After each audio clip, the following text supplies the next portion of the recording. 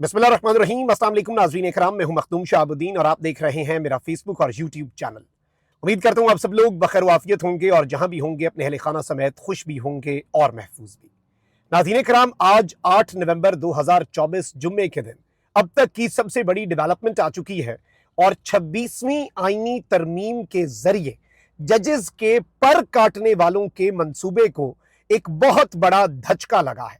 और यह धचका इन लोगों के लिए बहुत शदीद है, क्योंकि इस वक्त जिस तरह की सूरत हाल बनी है उसमें खौफ के बुत टूटे हैं। और आज अदलिया से दो फैसले, ये वो दो फैसले हैं जिन्होंने आज चीजें और आइंदा के लिए अदलिया का लाया अमल वाजे कर दिया है। कल सुप्रीम कोर्ट में होने वाले एक अहम इजलास के बाद आज की डेवलपमेंट को अगर उसके तनाजुर में देखें तो हमें अंदाजा होगा कि सिचुएशन बहुत तेजी से बदलेगी, क्योंकि इमरान खान और पाकिस्तान तहरीक इंसाफ के लिए खुशखबरियां ही खुशखबरियां हैं। और बिलखुसूस अब 9 मई के केसेस जो हैं उनके हवाले से पाकिस्तान तहरीक इंसाफ के लिए आसानियां पैदा हो सकती हैं। जबकि दूसरी जानिब हुकूमती हलकों में हलचल है और जस्टिस जाहिया अफरीदी ने आज 2 इजलास जो हैं उनकी सदारत की। उन इजलासों का अहवाल भी आपके सामने रख देता हूं। सबसे पहले तो नाज़रीन इकराम, सुप्रीम जुडिशल काउंसिल जो है उसका इजलास हुआ सुप्रीम कोर्ट में। उस हवाले से भी मजीद चीजें आएंगी। जो जराए हमें बता रहे हैं वो यही बता रहे हैं कि सुप्रीम जुडिशल काउंसिल के इजलास में 6 जजेस के खत का मामला, अदलिया में मुदाखलत, केसेस के हवाले से अदलिया की रिस्ट्रिक्शंस और ये तमाम तर चीजें जो हैं ये डिस्कस हुई हैं। So I think this is something very big and very symbolic. Although इसकी मजीद डिटेल्स आती हैं तो हम आपके सामने रखेंगे। सुप्रीम जुडिशल काउंसिल के इजलास के फौरी बाद जुडिशल कमीशन का भी इजलास हुआ।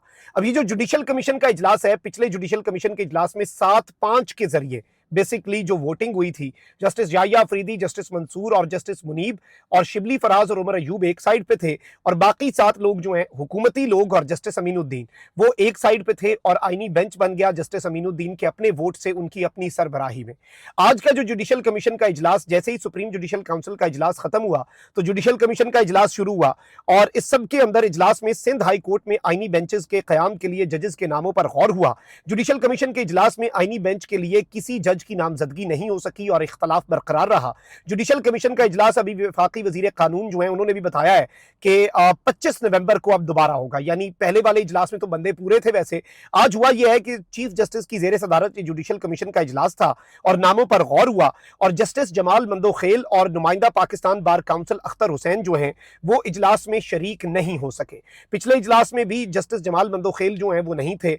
इस इजलास में पाकिस्तान बार काउंसिल के जो नुमाइंदे हैं वो भी शरीक नहीं हुए।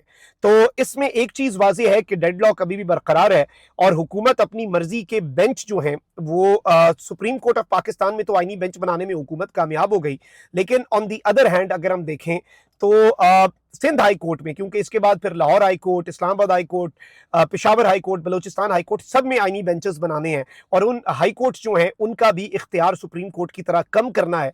तो इसमें आज हुकूमत को एक धचका जरूर लगा है, क्योंकि हुकूमत को लग रहा था कि ये कांटों भरी सेज नहीं बल्कि ये फूलों, it will be a bed of roses और ये बहुत ईजी होगा, ये इस मामले को अपने हिसाब से लेकर चलेंगे, लेकिन आज इन्हें इसमें धचका लगा है।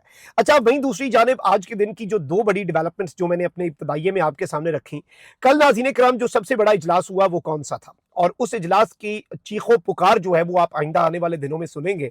जस्टिस जाहिया अफरीदी, ऑल्दो आपने उनके पर काट दिए, सब कुछ कर लिया और अब शायद जस्टिस जाहिया अफरीदी साहब को भी रियलाइज हो रहा है कि उनके साथ क्या हुआ। अगर वो जस्टिस मंसूर अली शाह और जस्टिस मुनीब अख्तर की बात मान लेते और फुल कोर्ट जो है वो सुप्रीम कोर्ट की बिठा लेते 26वीं आईनी तरमीम के खिलाफ, तो कम से कम चीजें दुरुस्त समत में आगे बढ़ सकती थी। मामलात जो है वो बड़े बेहतर अंदाज में खुशअस्लूबी से हल हो सकते थे और सुप्रीम कोर्ट का वकार, सुप्रीम कोर्ट की आजादी जो है वो कॉम्प्रोमाइज होने से बच सकती थी। इसमें तो कोई दूसरी राय नहीं है, there are no ifs and buts in this. लेकिन जस्टिस जाहिया अफरीदी ने वो नहीं किया। उसके फौरी बाद उन्हें लग रहा था कि जुडिशल कमीशन के इजलास में शायद जस्टिस जाहिया अफरीदी साहब जो हैं उन्हें आईनी बेंच का सरबराह बना दिया जाए। सिस्टम ने ये नहीं होने दिया, अमीनुद्दीन साहब को बना लिया। अब जैसे जाहिया अफरीदी साहब अपने लिमिटेड पावर्स के अंदर जो रहकर काम कर रहे हैं ना, वो बड़ा इंटरेस्टिंग है। उन्होंने जो इजलास बुलाया, मैं समझता हूं सारे इजलास पीछे रह गए। जो उन्होंने इंसदादे दहशतगर्दी की अदालतें जो हैं उनके एडमिनिस्ट्रेटिव जजेस को कल बुलाया, रिपोर्ट्स ली और बरहमी का इजहार किया, खदशे का इजहार किया केसेस के इल्तवा में, और जो 1-1 साल से केस चल रहे हैं। क्योंकि एक चीज याद रखिएगा, इस वक्त इंसदादे दहशतगर्दी की अदालतें इंपॉर्टेंट सिर्फ और सिर्फ इसलिए हैं क्योंकि 9 मई के तमाम तर केसेस में मौजूद तमाम तर लोग, इंक्लूडिंग इमरान खान साहब के ऊपर 9 मई के केसेस, ये सारे के सारे ATC का जो एक्ट है, इंसदादे दहशतगर्दी का एक्ट, उसके तहत कायम किए गए हैं और ये सारे केसेस केसेस इंसदाद दहशतगर्दी की अदालतों में सुने जाते हैं। इसलिए एटीसी जजेस जो हैं उनके ऊपर प्रेशर, उनके ऊपर जो मुख्तलिफ टैक्टिक्स जो हैं, सरगोदा के एटीसी के जज का खत सबके सामने है। फिर जस्टिस मलिक शहजाद जो सुप्रीम कोर्ट में अब जज हैं और इससे पहले वो लाहौर हाई कोर्ट के जस्टिस थे, और उन्होंने दबंग तरीके से उस केस को टेकअप किया और इसी वजह से उन्हें सुप्रीम कोर्ट में ले आइए कि जी लाहौर हाई कोर्ट में तगड़ा चीफ जस्टिस कम से कम ना हो, सुप्रीम कोर्ट में तो चलेंगे जूनियर जज होंगे और लिमिटेड पावर्स हो जाएंगी इनके पास। लेकिन इसमें आप ये देख लें कि कल जस्टिस याहिया अफरीदी ने इंसदाद दहशतगर्दी की अदालतों के जजों को हौसला दिया और कहा कि आप डट जाएं, तगड़े हो जाएं, आप इस सारे मामले के अंदर इस सब में पीछे नहीं हटना। अब आपने आप बस अब खौफ और जो डर है उसे छोड़ दें, I am at your back. अब उसका आज पहला नतीजा हमने क्या देखा है। आज नाज़रीन किराम आप ये देखें कि खान साहब के बाकी केसेस हो रहे हैं खत्म। तोशाखाना 2 में मिल जानी है खान साहब को जमानत इस्लामाबाद हाई कोर्ट से, बुशरा बीबी को तो उसी केस में मिली है। 9 मई के केसेस में खान साहब को चालान की नकूल और ये सब कुछ दिया जा रहा है। अच्छा, जस्टिस याहिया अफरीदी ने 9 मई के एक और बयानिए को बहुत बड़ा धचका पहुंचाया जब उन्होंने लाहौर के अंदर chief justice Lahore high court Aliya Neelam Sahiba के साथ और सुप्रीडेंट जेल्स के साथ एक इजलास बुलाया, जिसमें उन्होंने अहद चीमा को तो बुलाया जिन्होंने पीटीआई दौर में जेल काटी, लेकिन उन्होंने इस दौर के अंदर जो जेल काटने वाली खदीजा शाह है, याद रखिएगा 9 मई के केसेस में उन्होंने जेल काटी, उन्हें उस कमेटी का, जेलों की मुआयना कमेटी के अंदर मेंबर बना दिया, उनकी इनपुट ले ली। ये एक बड़ा क्लियर मैसेज था। देखिए 9 मई केसेस रीसर्फेस होने हैं क्योंकि खान साहब के खिलाफ बाकी केसेस खत्म हो रहे हैं। खान साहब के खिलाफ बाकी केसेस अपनी जो उम्र है उनकी मैक्सिमम वो अब खत्म हो चुकी है, उसमें ये जो मर्जी कर लें, ये रोएं, चीखें, पीटें, whatever they want to do. अब वो केसेस इख्तिताम की तरफ बढ़ रहे हैं, अदलिया की भी मजबूरी है। मैक्सिमम जितना लटकवाया जा सकता था, प्रेशर डाल के सजाएं दी जा सकती थी, वो सजाएं भी उड़ती जा रही हैं। अब इसमें एक तोशाखाना 2 केस है जिसमें खान साहब को सजा दी जा सकती है क्योंकि वो केस बहुत तेजी से चलाया जा रहा है, लेकिन बाकी सब क्लियर है। तो 9 मई इंपॉर्टेंट हो गया। कल इंसदादी दहशतगर्दी की अदालतों के जजों को जस्टिस याहिया अफरीदी ने कहा तगड़े हो जाओ। आज पहला उसका गैर सरकारी गैर हतमी नतीजा जिसे आप कहते हैं ना वो आ गया है, और लाहौर की इंसदादी दहशतगर्दी की अदालत के जज अरशद जावेद ने बानी पीटीआई इमरान खान के खिलाफ जलाओ घिराव के 4 मुकदमात में जमानत की दरखास्तों पर आज समाअत की। अदालत ने इमरान खान साहब की जमानत की दरखास्तों पर फैसला किया और चारों मुकदमात में इमरान खान साहब जो है उनकी जमानतें मंजूर कर ली गई। अदालत ने मुस्लिम लीग नून का ऑफिस जलाने समेत, ये 9 मई वाले दिन जो मामलात हुए थे उसमें मुस्लिम लीग नून का ऑफिस जलाने समेत 4 मुकदमात में 5-5 लाख रुपए के जमानती मचलकों के एवज इमरान खान साहब की जमानत मंजूर कर ली है। अब ये एक बहुत बड़ी डेवलपमेंट है और जारी बात है दिस इज गेम चेंजर।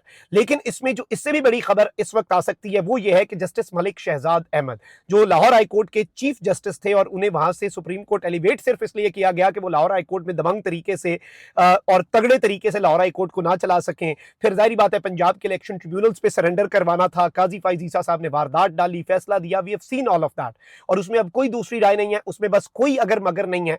इसमें इंपॉर्टेंट चीज यह है कि जस्टिस मलिक शहजाद को लाहौर और पंजाब के मामलात से ऐसे मक्खन पर से बाल की तरह निकाल के सुप्रीम कोर्ट में इजी कर दिया गया। लेकिन अब यहां पर जो जराए हमें बता रहे हैं ये सबसे बड़ा सरप्राइज हो सकता है अभी तक का जस्टिस याहिया अफरीदी का, अगर वो ये कर जाते हैं। बाकी जस्टिस याहिया अफरीदी साहब के ऊपर कुछ एतराजात हैं और वो रहेंगे, जारी बात है जो चीज आपको ठीक लगे आप उस पर तारीफ करें, जो चीज गलत लगे उसके ऊपर तनकीद भी हमारा फर्ज है, वो हम करते भी हैं अपने चैनल के जरिए। और ऑब्वियसली हमने कोई एक लाइन तो नहीं लेनी, हमें जो इकदाम ठीक लगेगा हम उसे ठीक कहेंगे, जो गलत लगेगा वो गलत कहेंगे। अब एक बहुत बड़ी खबर आ सकती है इस वक्त जराए के वाले से जो हमारे पास चीज आ रही है कि जस्टिस याहिया अफरीदी साहब जो हैं देयर इज अ पॉसिबिलिटी कि वो जस्टिस मलिक शहजाद को पंजाब की एटीसी कोर्ट्स जो हैं उनका एडमिनिस्ट्रेटिव जज बना दें, यानी कि पंजाब की इंसदाद दहशतगर्दी की जो अदालतें हैं उनके ऊपर जस्टिस अगर मलिक शहजाद अहमद आ गए तो फिर ये जो रही सही कसर है 9 मई के मामलात और इंसदाद दहशतगर्दी की अदालतों के मामलात के, ये सारे के सारी चीजें पीछे हट जाएंगी क्योंकि यही जस्टिस मलिक शहजाद हैं जिन्होंने एटीसी सरगोदा के जज के खत का नोटिस लिया और अपने फैसले में सुप्रीम कोर्ट आने से पहले वो खत सुप्रीम कोर्ट में चीफ जस्टिस की मेज पे पहुंचा दिया।